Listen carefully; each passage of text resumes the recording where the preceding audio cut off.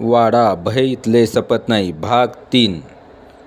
राजेशला थरथर कापत त्या वृद्धाकडे बघतो. आता त्याच्या तोंडातून 2 टोकदार सुळे बाहेर आलेले असतात. राजेशला त्याचा अंत स्पष्ट दिसत असतो, पण मरताना सुद्धा त्या भयानक माणसाला पाहण्याची हिंमत त्याच्यात नसते. तेवढ्यात त्याला त्याच्या मानेजवळ गरम श्वासाची जाणीव होते. सडलेल्या मांसाची दुर्गंधी त्याला उलटी करण्यास भाग पाडते. वृद्ध माणूस त्याच्या खांद्यावर हात ठेवतो आणि ओठ त्याच्या मानेजवळ नेतो. राजेश स्वतःला सोडवण्याचा धडपड करत असतो, पण त्या वृद्ध शरीरात असलेली शैतानी ताकद त्याला तसभरही हलू देत नसते. वृद्धाच्या सुळ्यांची टोके राजेशला मानेजवळ जाणवतात. त्याच वेळी जोरात विजेचा झटका बसल्यासारखे करत तो वृद्ध चिक्कारत खोलीच्या कोपऱ्यात जाऊन थरथरत बसतो.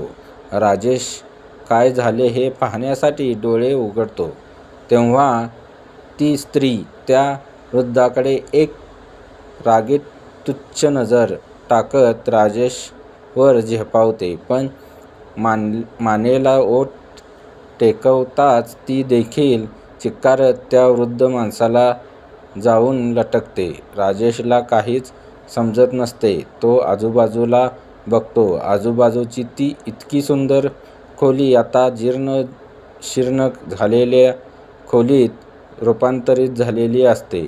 खोलीवर उंदीर चुई चुई करत पळत असतात. ठिकठिकाणी उंदरांनी काढून ठेवलेले मातीचे ढिगारे पडलेले असतात. खाली बघतो तर तो बसलेला पलंग अतिशय विद्रूप झालेला असतो आणि अगदी कित्येक वर्षापासून न धुतल्यासारखी मेंचट झालेली असते. गादीवर आणि रजेवर ठिकठिकाणी वाळलेल्या रक्ताचे खूप सगळे डाग असतात. तो ते सर्व सहन न होऊन झटकत उठून उभा राहतो. हे काय आहे? मगाचची खोली कुठे गेली आणि आपण नक्की आता कुठे आहोत? काय घडते आहे? हे नक्की कशाला घाबरले आहेत? मी वाचलो कसा? एका क्षणात असंख्य विचार राजेशच्या मनात डोकावतात.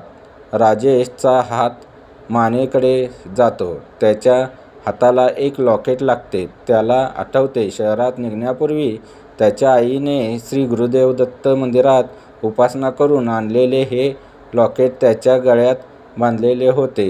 त्याला कळून चुकते की त्याच्या वाचण्याचा एक मार्ग आहे. तो मनोमन गुरूंचे नामस्मरण सुरू करतो आणि त्या दोघांकडे पाहतो. ते काहीतरी चर्चा करत असतात. नक्कीच ते पुन्हा प्रयत्न करतील. त्याआधी येथून निघायलाच हवे. राजेश हाच विचार करून तेथेच ठेवलेली आपली बॅग उचलतो आणि इतर कोठेही न बघता वेड्यासारखा बाहेर पळायला लागतो. ते दोघेही भयानक चित्कार करत त्याच्या मागे धावत येतात. राजेश कसाबसा जीव वाचवत सरळ रस्त्याकडे धावतो. रस्त्यावर पोहोचून मागे वळून पाहतो तर त्याला ते दोघे खूपच भयानक रूपात दरवाजात आतून त्याच्याकडे रागाने बघून गुरगुरताना दिसतात आणि तो संध्याकाळी रोषणाईने चमकणारा वाडा आता पूर्णपणे पडझड झालेल्या जीर्ण वाड्यासारखा दिसत असतो. राजेश श्री गुरुदेव दत्तचा जयघोष करीत त्यांच्याकडे एक कटाक्ष टाकत अंधाऱ्या रस्त्यावरून पुढे निघून जातो. सावज हातातून निसटले हे निश्चित झाल्यामुळे इकडे त्या पडक्या वाड्यामध्ये तुला सांगितले होते ना, मागच्या वेळच्या शिकारीचे रक्त आपण दोघे मिळून पिऊ. पण तू मला सर्व प्यायला सांगितलेस. तू बघ बरं कसा झाला आहेस. आता हा पण सटकला हातातून. पुढचा कधी येतो काय माहीत. मागच्या कित्येक शतकात अशी वेळ आली नव्हती कधी. आपण ही जागा सोडायलाच हवी. आता तर उद्या आपल्याला खायला पण काहीच नाही. मागच्या शिकारीचा उरलेला रस्सा आजच त्याला खाऊ घातला होता.